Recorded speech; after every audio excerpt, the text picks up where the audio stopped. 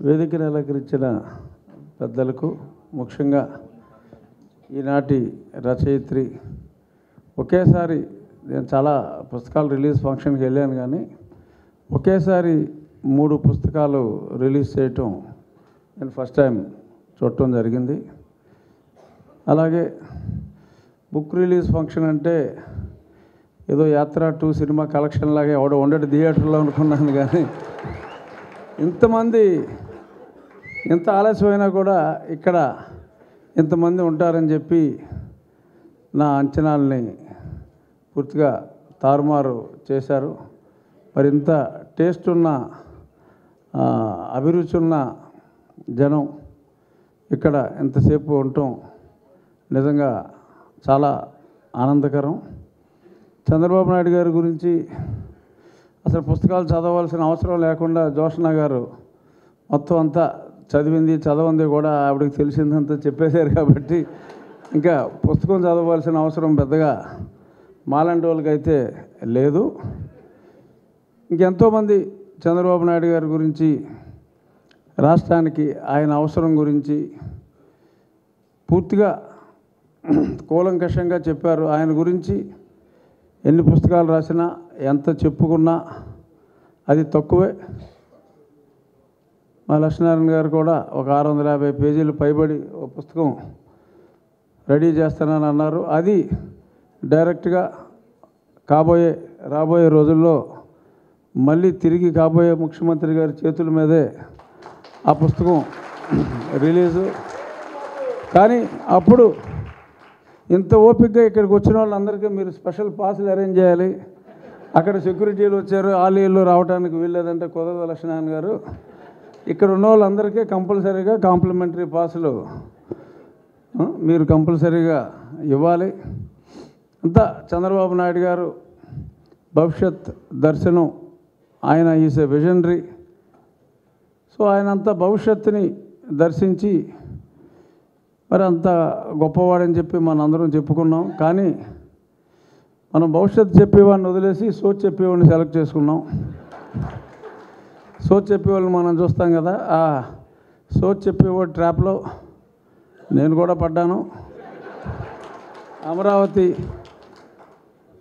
ఆయనకి ఇక్కడ ఇల్లు లేదు, నేను ఇక్కడ ఆల్రెడీ ఇల్లు కట్టుకున్నాను, దండిగా నేల ఉంది, నీరుంది, రాజధాని ఇక్కడే ఉంటుందని చెప్పి మరి అన్ని పచ్చి అబద్ధాలు ఆయన చెప్పారు. అందుకనే రవి గారు సినిమా తీయాల్సి వచ్చింది, రాజధాని ఫైల్స్ అనే పేరుతో. అది 24 గంటల్లో 1 కోటి వ్యూస్ కూడా దాటింది.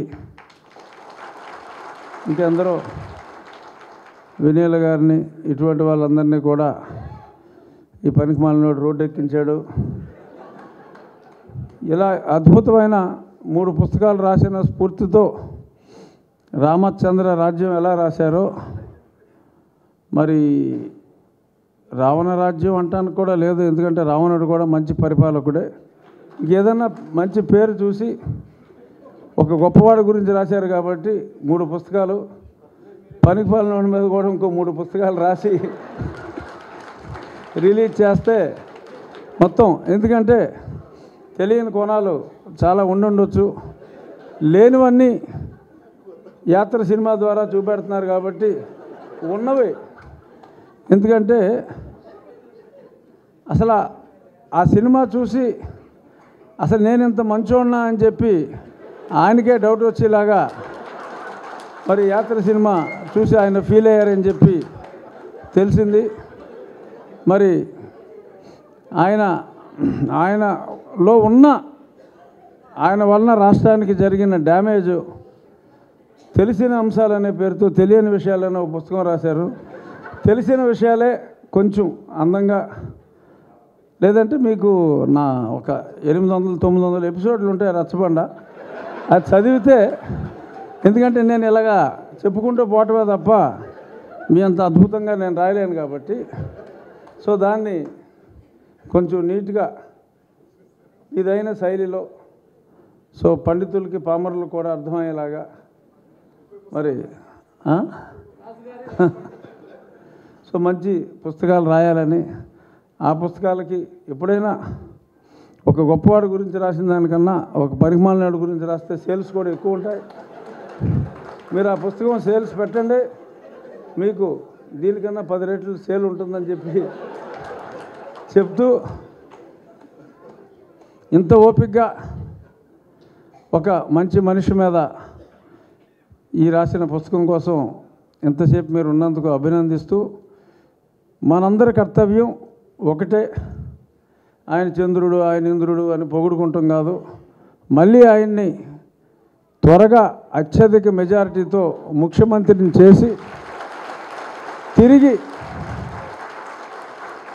చంద్రన్న రాజ్యాన్ని స్థాపించుకునే దిశగా అత్యధిక మెజారిటీతో మనం ముందుకెళ్ళాలి.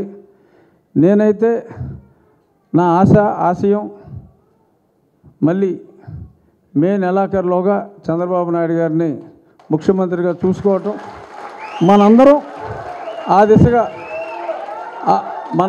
దిశగా ముందుకెళ్దాం. జై చంద్రబాబు నాయుడు గారు, జోహార్ ఎన్టీఆర్. Thank you.